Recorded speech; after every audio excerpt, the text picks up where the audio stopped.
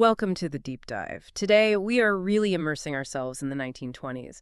A roaring decade, yes, but also deeply conflicted. Absolutely, because this is the point, the exact moment, when the U.S. crosses this huge threshold. Right, the census showed it, more than half the population living in cities, for the first time. And that one fact, that demographic shift, it really drives everything else that happens. It's the engine. All the cultural, the political conflicts over identity, morality, who belongs, it all stems from that move to the cities. Okay, so our mission here is to unpack that. We're looking at the source material on these controversies, the urbanization, migration, the art, and trying to understand how these debates over gender, modernism, race, immigration, how they didn't just happen then, but actually reshaped America for, well, the rest of the century. Yeah, fundamentally redefined it. Yeah. Because urbanization, it wasn't just about, taller buildings. It was a total reordering of society. It created genuinely new opportunities. Opportunities for groups who hadn't really had them before in the same way. Precisely. Women, international migrants, African Americans moving north in the Great Migration. These groups found new spaces, new kinds of agency in the cities, and those demands, those shifts, that's what sparked the big clashes of the decade. Okay, so that demographic shift is our starting point.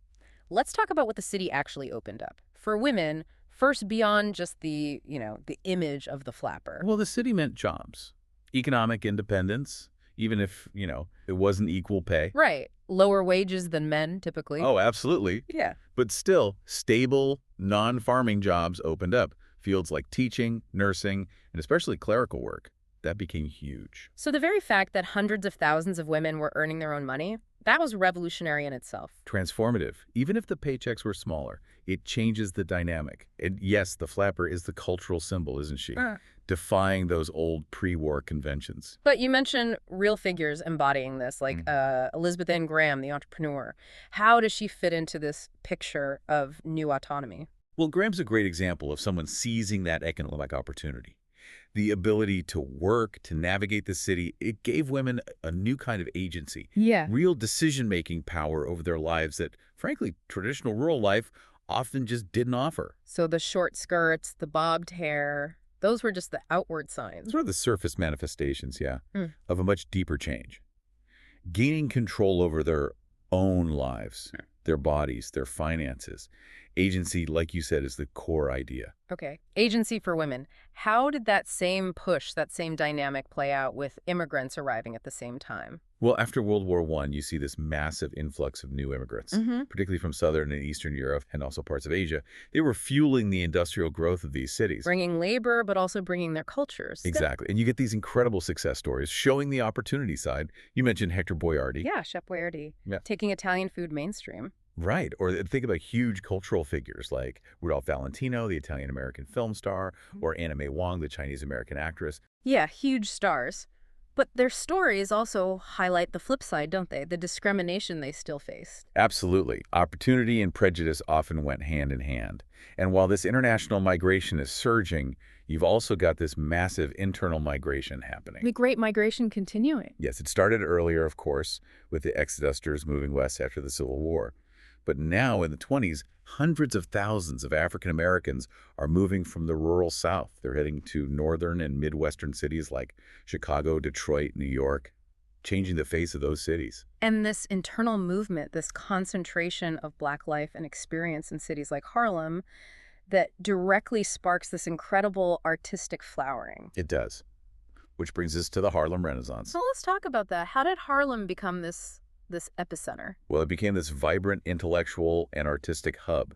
And what's key is that the writers, musicians, artists, thinkers, they weren't just making art for art's sake. It was often a deliberate political act. It was about asserting racial pride, directly challenging those deeply ingrained negative stereotypes, and importantly, laying the intellectual groundwork for the civil rights movement that would come later. The impact on music alone is just undeniable. Jazz, blues. It fundamentally changed the American soundscape. Completely. Yeah. You have giants like Louis Armstrong, Duke Ellington transforming jazz, and the blues singers, Bessie Smith, Billie Holiday, bringing such raw emotion and depth. And in literature, You have figures like Langston Hughes, Claude McKay, Zora Neale Hurston.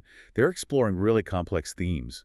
What it meant to be Black, in modern America. Mm. Pride, resilience, the internal conflicts, the folk You traditions. also mentioned performance figures like the Nicholas brothers. Yeah, absolutely. Their innovative dance styles, that blend of tap, acrobatics, ballet, it just redefined entertainment. Incredible talent coming out of that environment. So, a really powerful assertion of identity and creativity. But at the same time, there's another group of artists looking at America and feeling, well, something very different. Right, the lost generation. Mostly white post-war writers. Gertrude Stein famously gave them their name. And their mood was disillusionment. Profound disillusionment. They looked at the booming economy, the materialism, the consumer culture, and felt it was all just empty, Yeah. morally hollow, a betrayal of pre-war ideals, maybe. F. Scott Fitzgerald's The Great Gatsby is probably the classic example, isn't it? That Right. critique of wealth and carelessness. Absolutely. And Hemingway's A Farewell to Arms captures that post-war weariness, Yeah. the questioning of glory and sacrifice. And Sinclair Lewis. He was looking more at the mainstream, wasn't he? Yeah, he took direct aim at middle-class America. Novels like Main Street, Babbitt, they're biting satires of conformity, hypocrisy, the sort of boosterism of the era. Okay, so we have black artists asserting identity, white artists critiquing materialism. Were there other voices exploring that middle ground, maybe the immigrant experience itself in art? Yes, definitely.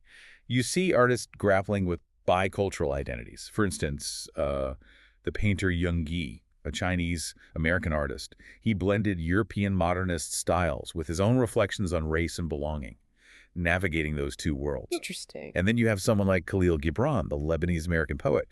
His work, especially The Prophet, resonated so widely because it spoke to these universal themes of humanism, spirituality, Yeah. often themes that emerge when you're navigating between cultures. So all these new identities, new ideas, new art forms are bubbling up, which brings us inevitably to the backlash, the moment these clash head-on with traditional America. Right, the crucible of controversy. This is where the cultural tensions really harden into political and legal fights. Because the speed of change was just too much for some. Exactly.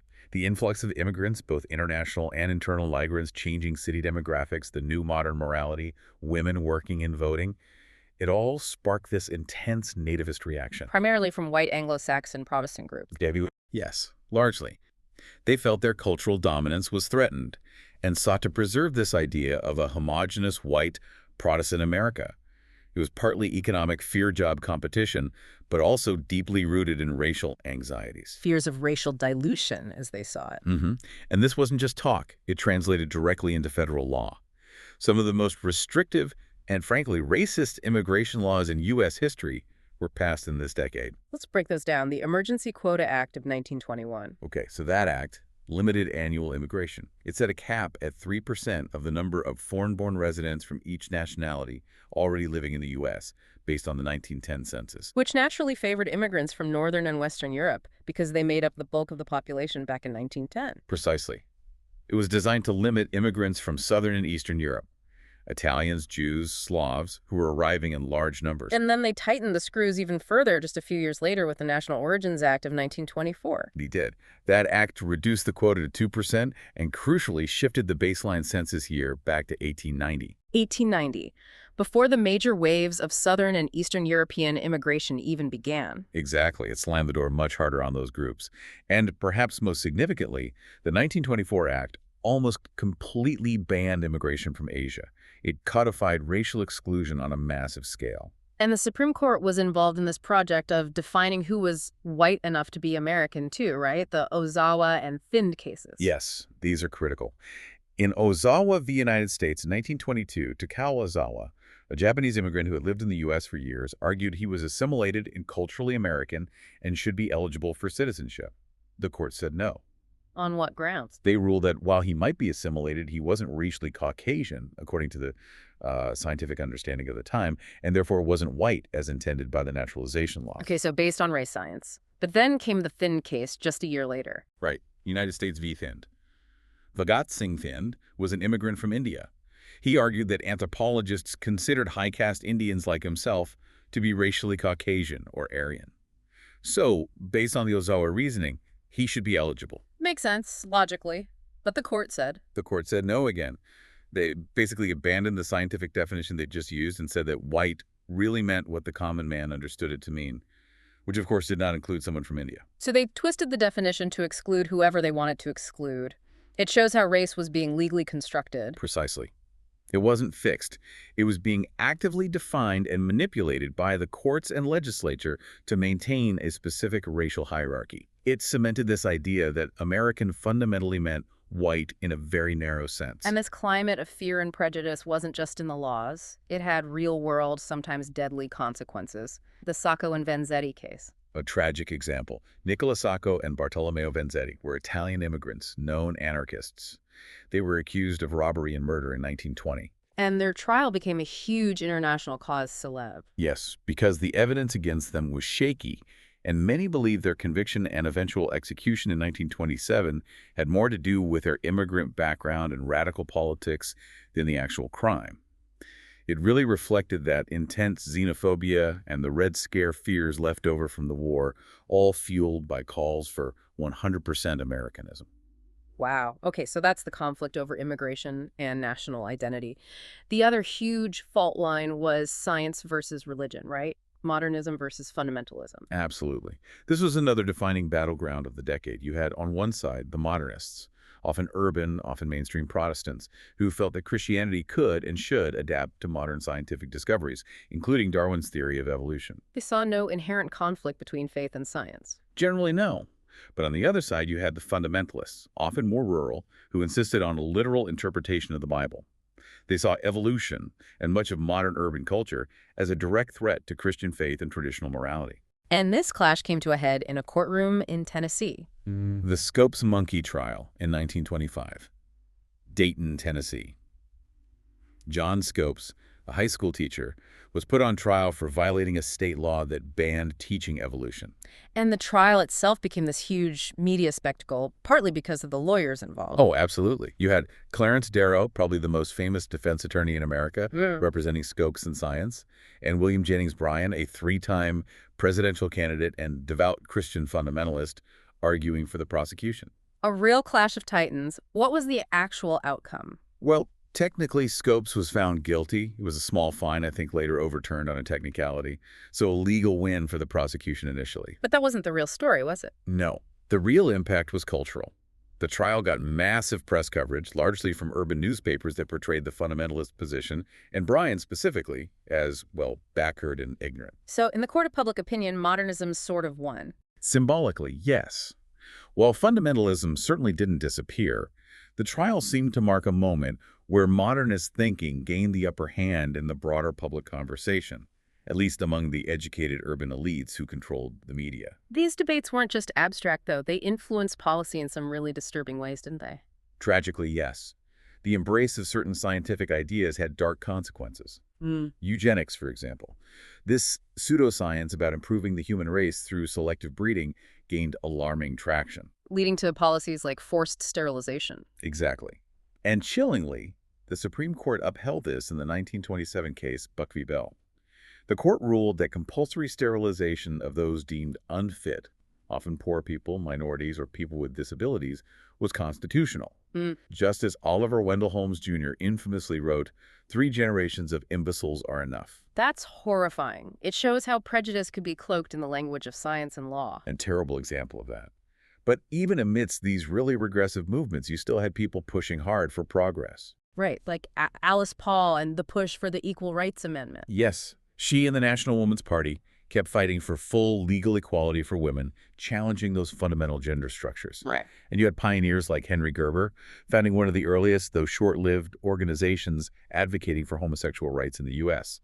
Extremely brave work in that social climate. So, a decade of intense contradictions. What about the political backdrop to all this? Well, the presidency was pretty conservative through much of the decade. Calvin Coolidge especially embodied that pro-business return to normalcy sentiment after the upheavals of the war in the progressive era. Less government intervention, more focus on economic prosperity. But even traditional forces were adapting. You mentioned Amy Semple McPherson. Yeah, she's fascinating. A Pentecostal evangelist who became a huge celebrity. She embraced modern technology, especially radio, using it for massive religious revivals. Yeah. Built a huge following. So even revivalism was using modern tools. It really shows how everyone on all sides of these divides was grappling with modernity, using its tools to fight for their vision of America. That's a great way to put it. Radio, film, advertising, litigation, new forms of art. Mm. All were deployed in these battles over tradition and change. Okay, let's try to sum this up. If we pull all these threads together, what's the core takeaway from our deep dive into the 1920s? I think the core takeaway has to be that the 1920s were defined by these deep, foundational splits in American society. Cultural rifts, political rifts. And they weren't random.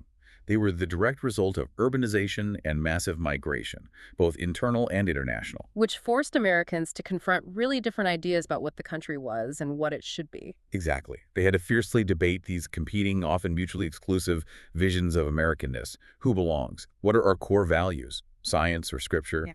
Homogeneity or diversity? These weren't side issues. They were the issues. And understanding those specific debates over science, race, immigration law, cultural identity, it gives us the context for so much that follows in American history, doesn't it? It absolutely does. You can draw direct lines from the nativist laws of the 20s to later immigration policies, from the Harlem Renaissance to the Civil Rights Movement, from the Scopes trial to ongoing debates about science education. The fault lines drawn then, well, you can still see them today. Which brings us to our final provocative thought for you, our listener, to think about. We said the Scopes trial seemed like a symbolic win for modernism in the court of public opinion. So why then did those fundamentalist and nativist impulses, the ones that led to things like the 1924 Immigration Act or the Buck v. Bell decision, why did they prove so incredibly resilient and enduring in American politics and culture long after the Roaring Twenties ended?